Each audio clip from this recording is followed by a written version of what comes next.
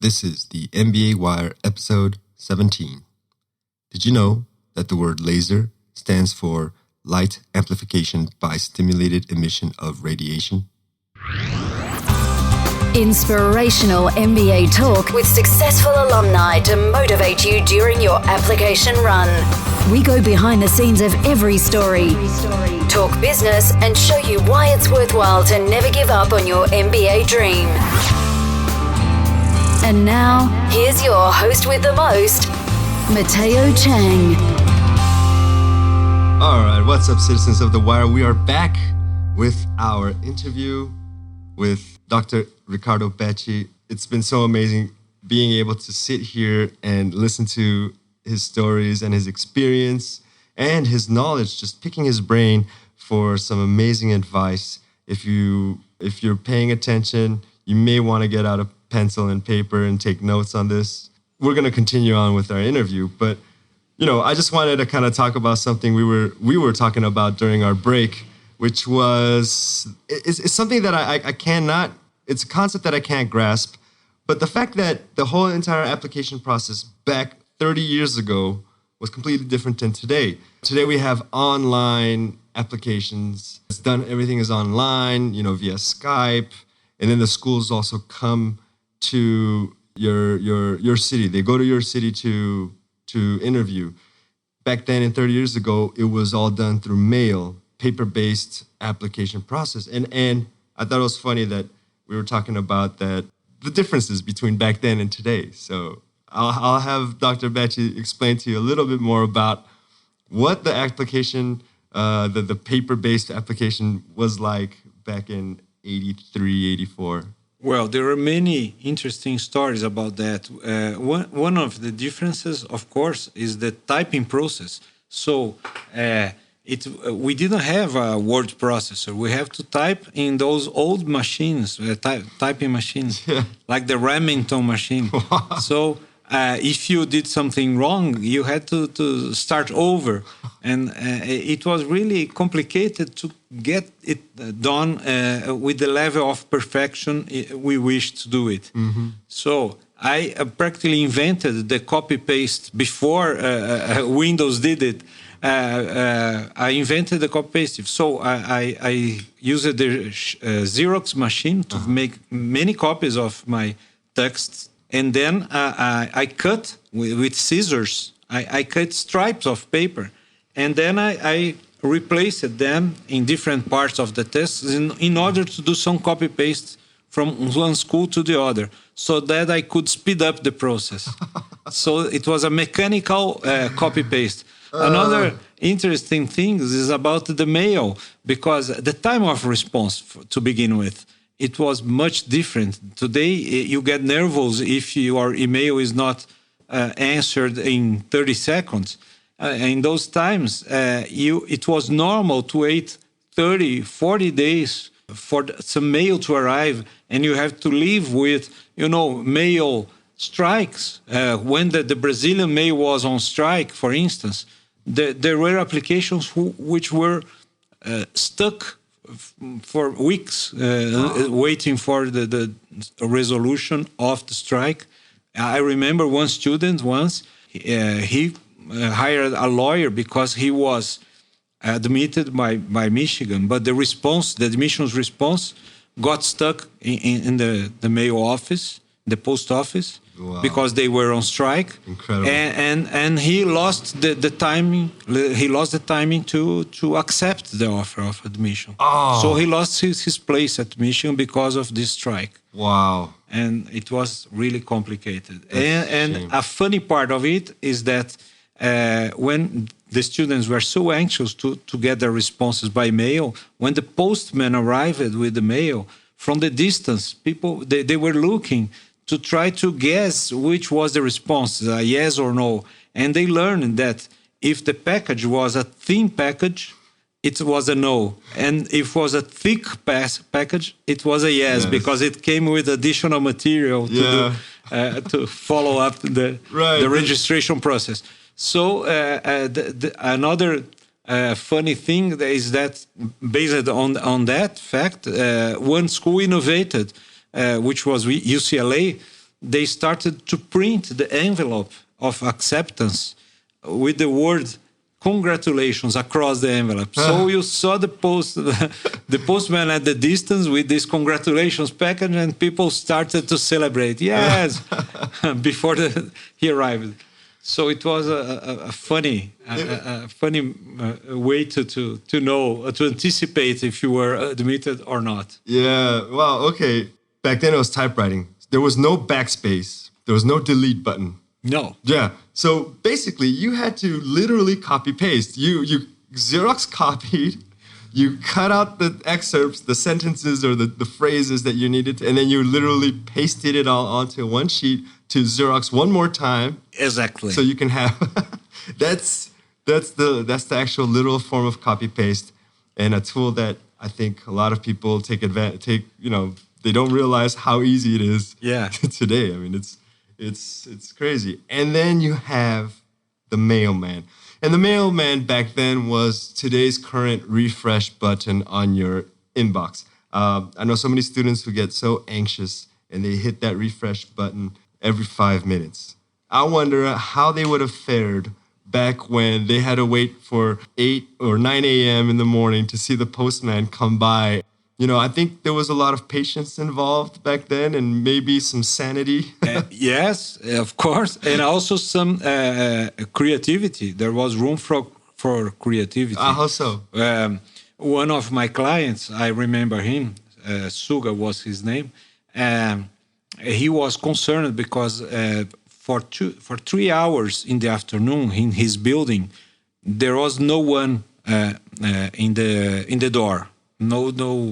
No person in the door, because it was between shifts of the people working there. Oh, you mean like the reception area? Receptionists. The lobby. There were no receptionists. It was just the electronic door.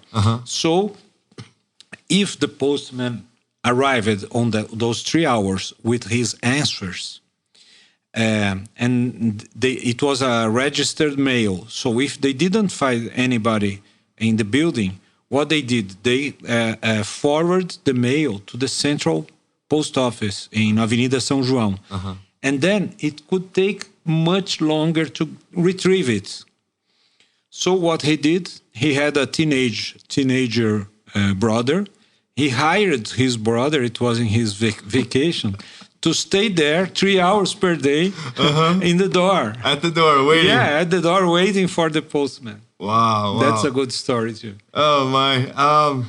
Registered mail in Brazil requires the receiver's signature. Yeah. So if there's no one there, if the mailman does not find anyone at the location, then he has to take it back and send it to a central post office. And then you would have to go and pick it up and wait in the long lines, just the crazy long lines in order to get it. So you had to be creative, and like your client, he had his younger brother sit there and wait for the postman every day for those 3 hours. That's interesting. And here we are, worried, checking our spam mail and our junk mail, and making sure that the acceptance letter has arrived. All that to say is, I think a lot of students need to just kind of relax, because your acceptance letter will arrive. The chances of your acceptance or non-acceptance letter not arriving is very slim today compared to back then. Like you said, the strikes. Imagine how crazy you would get if you had an acceptance letter on its way and get stuck because of a strike. I can't even imagine how anxious what my blood pressure would be like today if that was the case.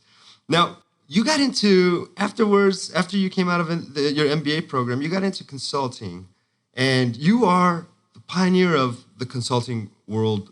Many international schools know you to start in Brazil this MBA consulting business, and also you are co-founder of AGAC. Before we get into the AGAC and the whole story behind that, what was it like to build a consulting office? Like in the beginning, I can't even imagine what went through that innovation that you had to think, the entrepreneurship that you had to have and implement. Well, for one side, it was not difficult because there was no competition. So the lack of information, as I showed you, was so big that it was easy to perceive that a well-informed person could be of great value in this universe. So I don't have to tell you it took too much of creativity to start this business. I was alone, and I had the experience of going to MIT and going through all the process. All I had to do was to share the information with people. And people came. They came eager for the services. It was not like today that we have so many good professionals in this area doing the same thing I do, and the client can choose among those who fit better with their personality, or the prices are better, or the timing, or the time slots, time availability, or their geographic location. They can select. Oh, that was not so in those times. I was almost a monopoly. So it was quite easy in this sense. But then it started to appear a very, how can I say, inconvenient feature of this process, which was to have to deal with the ethical boundaries of how much help is too much help. Wow. That started to bother me. The first time I had an interaction with one of the schools, I think it was Harvard, I tried honestly to ask a question, a pertinent, innocent question about one of my candidates. And I had a very rude answer, almost hostile. They said, we do not accept intermediate people or middlemen in this process. It must be just between the client and the school. And for me, it was so unexpected, that kind of treatment of reaction. Reaction. That reaction for me, I was really convinced that I had been doing the best I could for the sake of my clients and to help them get through this maze of the admissions process. I was doing it really sincerely and honestly, adding value to the system. If anything, you were helping the schools as well through the filtering process. But they didn't see that way. They didn't see that way at all. They saw us as an enemy, or guerrilla men that were perverting the admissions process. And so, as I always did in my life, when I believe I grow according to the size of the obstacle. You grow. Okay. So sorry, let me just interrupt you. You grow according to the size of your obstacle. That is another motivational quote right there for you listeners. That was amazing. You grow according to your because obstacle. I was so nervous about this, so infuriated about this reaction from this school, that I thought to myself, I have to do something about this. And in parallel, it started to appear colleagues of mine. I shouldn't say they were colleagues. Other people working in the same space, doing things that I did not approve. They were writing applications on behalf of the students, students that not even touched the paper, and they just hired people to write for them, or to be ghostwriter, and to fabricate stories without a factual basis. That's going out of control. So much it was going out of control, and I didn't want to be part of this. Because I didn't do that, and I didn't want to be confused with those guys which were trying to, cheat in the process. So at this point, Tuck decided to make a conference of all these people like me in the world, or these advisors. They were called by Tuck. That was back in 2006. And for the first time, I really saw with my eyes that there were many other honest advisors around the world doing that job. But we didn't have any guidance, any rules, any governing body, right? you know. Yeah. And because I came from the medical profession, where we were used to put together, even competitors, but put together these people to interact, to exchange information, and to set the boundaries of what is licit and what is illicit. That was typical of the profession. So I brought this idea when I saw these people together. I brought this idea, and in my group there was another person who thought the same way as I did, which was Linda Abraham from Accepted.com. And she said she would talk to another mature person in this universe, which was Max Duffy, a former admissions officer from Harvard, who was also an advisor. And the next year, they went, Max and Graham from Clear Admit, they went to the TUC conference themselves, and they heard about our idea, my idea and Linda's idea, of creating this association. And they adhered to it, and that's how it was born. So we founded this group with this specific purpose, to discuss the best practices in admissions consulting, to set the boundaries of ethics, and to stimulate other consultants to do the right thing. Yes. And to avoid doing what was not allowed by the schools. Yes. So that's how we were born. We had our first meeting that year when we were invited to the GMAC conference. And so, you know, GMAC is the owners of the GMAT. GMAT, yeah. It's a big corporation, and they have annual conferences, which are really, they bring some of the best speakers in the world. And they heard about us, and they invited us to challenge us. They wanted really to tackle our profession and to challenge us. So we had a very harsh discussion and presentation with Harvard, Stanford, MIT, all the big schools, and we had to confront them, defend our views and our profession and what we believed to be good and what we believed to be bad. So they were still suspicious, but we went on. We established our nonprofit organization in Sacramento in the beginning, the capital of California. And we are a legal entity since 2007. And we started to make annual congresses. And slowly but steadily, we started to be invited by the schools to host our event. So we grew as an organization. Today we have 75 or 76 maybe members, and from all over the world. We have our treasurer, which is a Stanford alumnus. He's in Japan, in Tokyo, which is Vince Ricci. We have a person in Nigeria, Kioma. She's from Harvard and Columbia.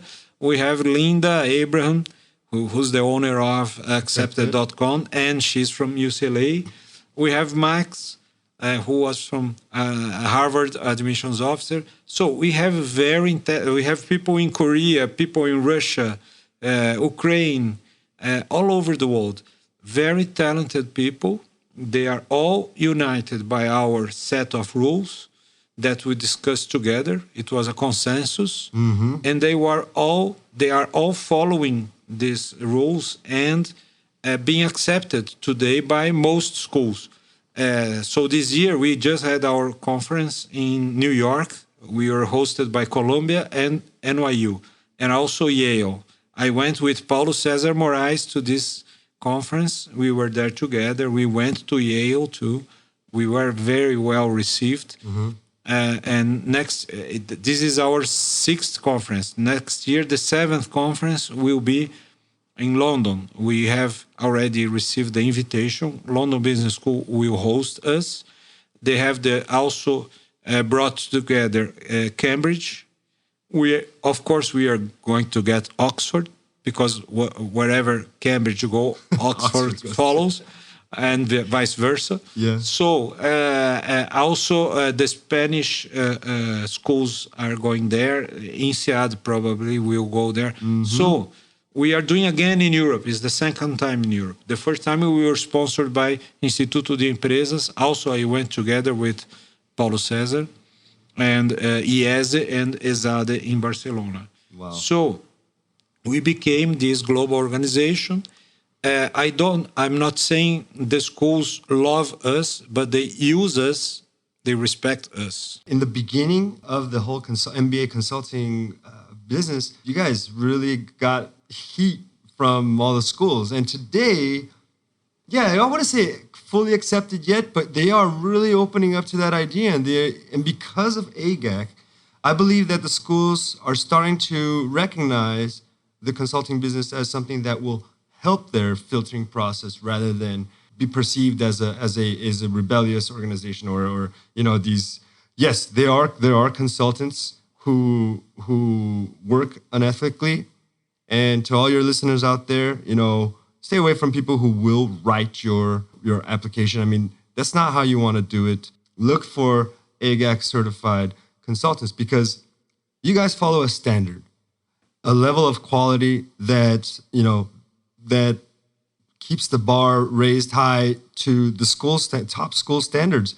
And yes, I mean, AGAC is a global organization, and I think that's just amazing how big you guys have gotten in the last 7 years. As you said, you're having your 7th conference next year in Europe.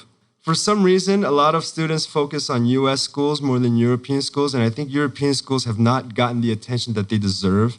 There's so many great schools there, and I think that's nice that you guys are going to be hosted by London Business School and be able to draw in some of the top MBA programs in Europe as well. It sounds like you guys are really, really making it's more of a movement. You guys are bringing to light this consulting career, and hopefully, all schools will embrace you guys as a reference, internationally. And one thing that has helped a lot our being perceived by the school as a truly honest organization was our research, the survey. So in the second conference, we started to make a survey among our clients, survey about items that are of interest for the schools. Number of applicants, if the applicants enjoyed the process, and asking their inputs about the admissions process as a means to improve the process, to give feedback to the schools. And also this survey in the beginning was small. We started in the first year with only maybe 100 respondents. And then it grew. All of our participants started to insist with the clients for them to give their feedback in the survey. And this year it was the largest research we had with more than 600 respondents, if I'm not wrong. And we gave very valuable feedback for the schools regarding, I would say, at least 2 issues. One of the issues is the habit of many people around the world being stimulated by their bosses to write their own recommendation letter, which is not acceptable by the standards of the schools, of course. Of course. But our survey demonstrated that in some countries, especially in Asia, that's a normal procedure, a cultural thing. So the bosses, they don't feel they are up to the task of writing in English and do a very good job. So what they do, they hire professionals like us to help them write the letters. And they ask for the student to have the pain to go after it and have it produce it. And then they see if they agree or not with what is written there. Right. So that's how it happened. In this case, in the Asian countries, it was 100%. Wow. Admitted to do that. Wow. Of course, it's a anonymous survey. Then in Brazil, also the numbers were high in this sense. More than 80% admitted doing that, writing their own admission recommendation letter. Okay. All over South America, Latin America, similar to Brazil, like 70 to 80%. And the only places which are less, the percentage was a lesser number, were mostly in the United States and England. And the United States, the lower number, it's still too high. It's around 40%. So it was there, the director of the admissions of Tuck, she was shocked with this number. She would never guess that 40% of the Americans admitted that they wrote their own recommendation letter.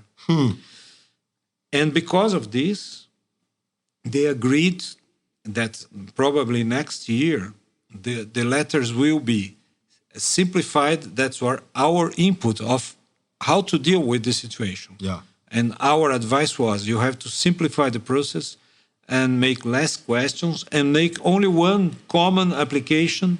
I mean one common recommendation letter for all schools.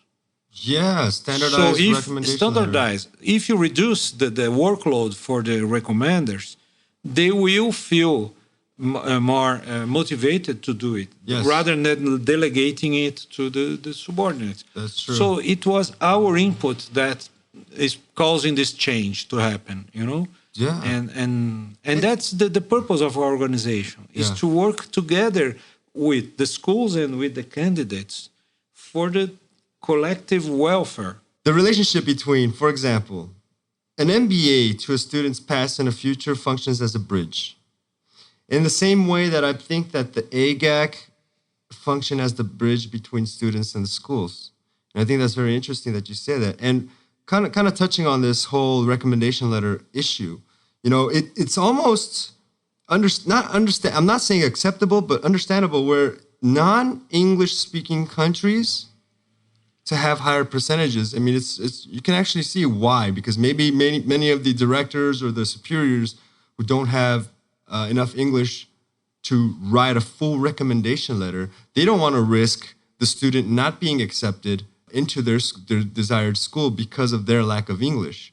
There's that part. But to have 40% of a English-speaking country, which, you know, United States and Europe, around 40%, half of the candidates to write their own recommendation letters, I think that must have been the most surprising thing for Tuck. I also heard a rumor that, I'm not sure if it was Wharton, but one of the schools is also considering having one recommendation letter and one recommendation recommender phone call. I don't know if you've heard that. Yeah, I heard that's a possibility they are studying. Yeah. I think that'd be interesting as well. I mean, with Skype and all, it shouldn't be a problem. But I agree with you on that. You know, there should be one standardized recommendation letter. That actually would facilitate the whole process. The whole process. It would make it easier.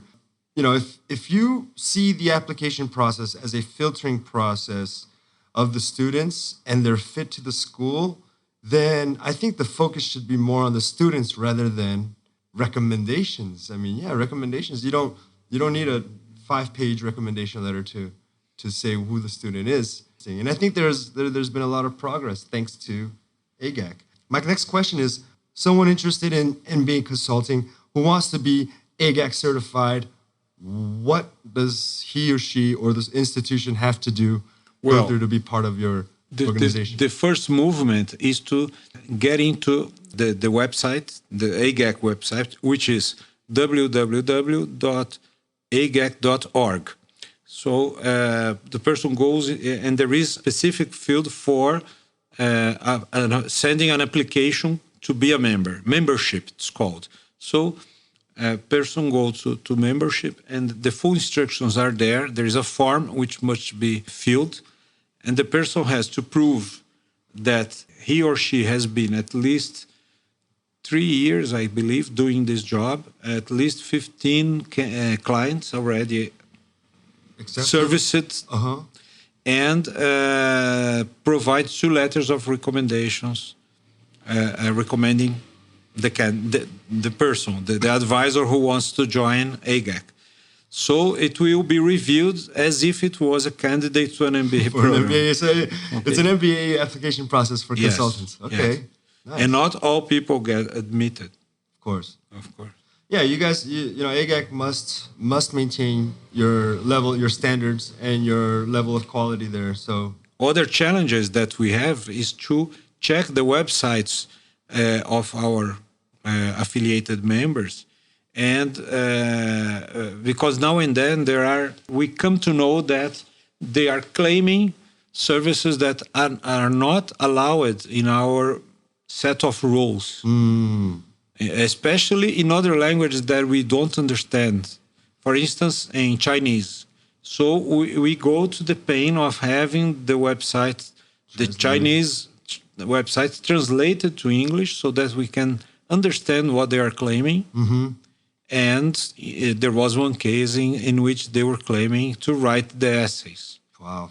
And we do that kind of check too. Yeah, yeah. No, that's important. That's very important. You know, it's there are no shortcuts in life, and I think that what AGAC is doing for not only the students but for the schools is amazing.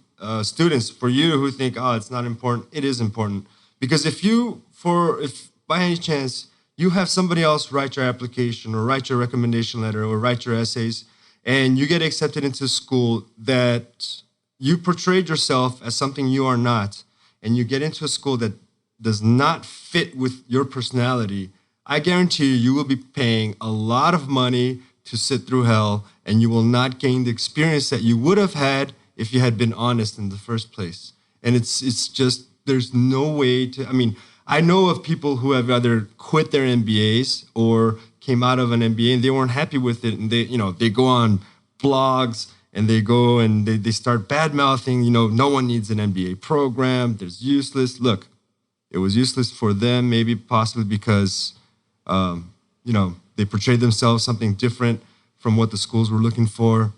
So I'm not accusing you of anything, but I'm just saying 95% or plus of the students that come out of an MBA have a positive experience and have a life-changing experience. We're talking about, and this is actually kind of introduces to my next topic here.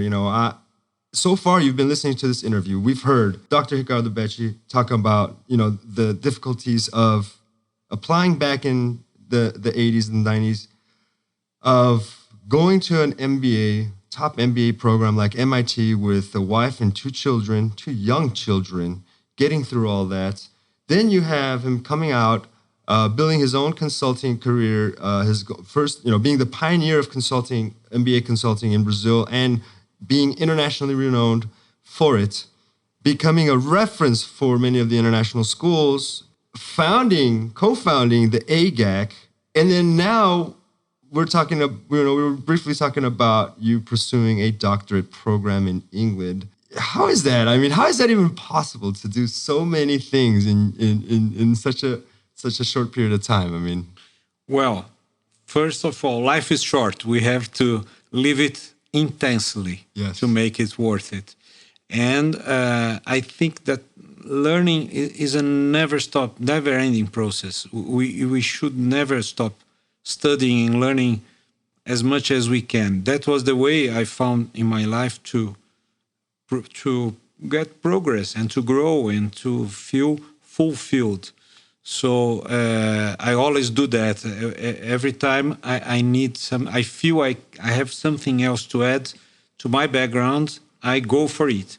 And this time I had the opportunity to find this excellent program at Cranfield University, which is a doctorate program called DBA, International DBA Program.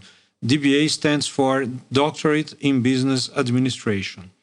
And this is a sandwich program in which I can conciliate. I go a certain number of times per year to England to interact with my supervisor, and then I come back to Brazil and do a distance learning dedication of at least 4 hours per day to this thesis project. So my thesis is exactly, for me, the crowning of everything I did in this profession during my entire life, which is I will measure the impact of MBA programs in the careers of people. But I will measure not only the quantitative side of it, which is relatively easy to measure. I mean, the return on investment. Many other people have studied this issue.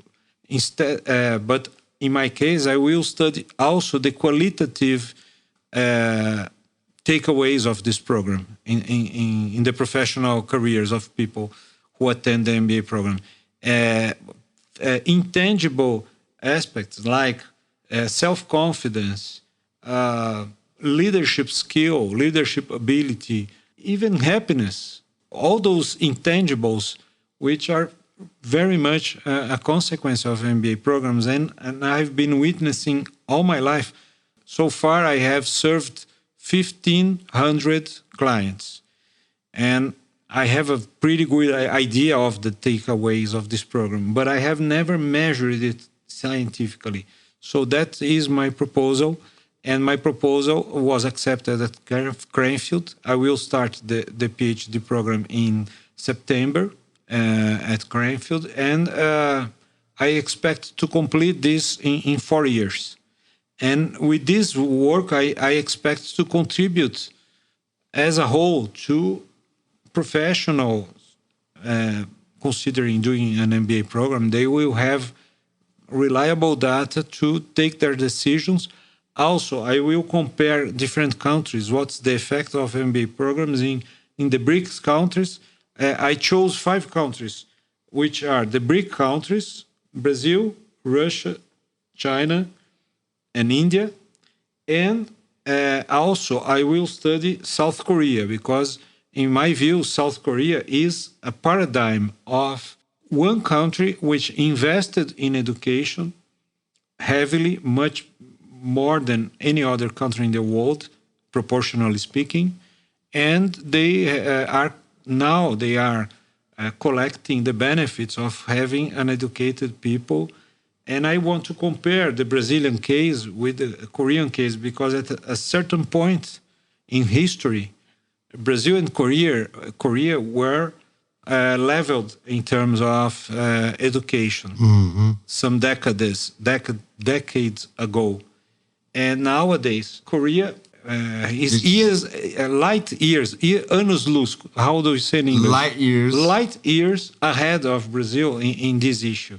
So, and with obvious benefits in their economy. So, I want to make this kind of comparisons among countries and the effect of MBAs in those specific countries. Also, I want to compare the ranking effects. So I want to try to establish a correlation between career success and rankings to see how much different is to get an MBA from a top 10 or a top 20 and so on.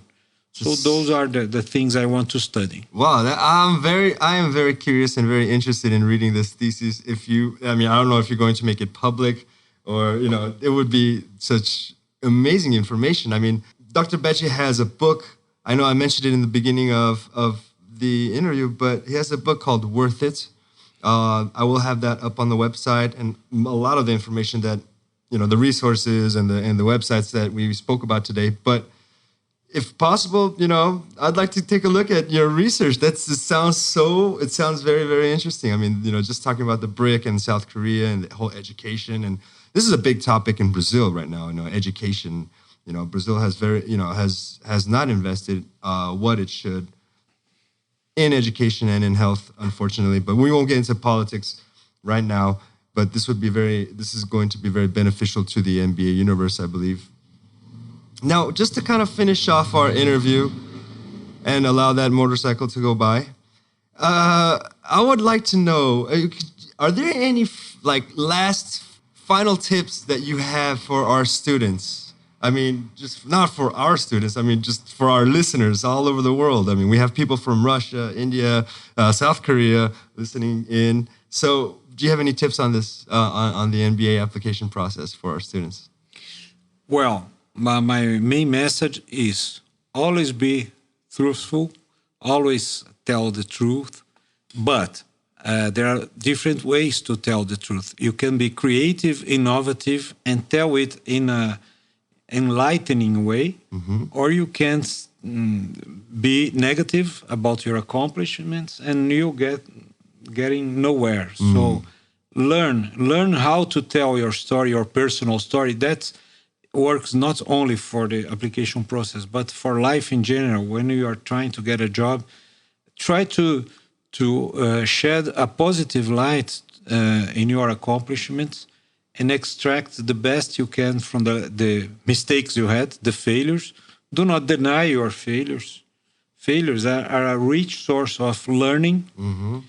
So try to give the right perspective also to your failures, and do not try to fool the admissions officers. They are not fool. They are very experienced in understanding what is in between the lines. So be honest and be innovative. That's the best message I can tell to the people here. Wow, thank you. Dr. Ricardo Betti, I just want to thank you so much for making so much time available for us today. I mean, just the amount of information and advice that you've given us is just incredible. And I am absolutely certain that through this MBA journey, some student somewhere, one candidate at least, has been influenced and motivated by this interview. And we just want to thank you so much for being part of this.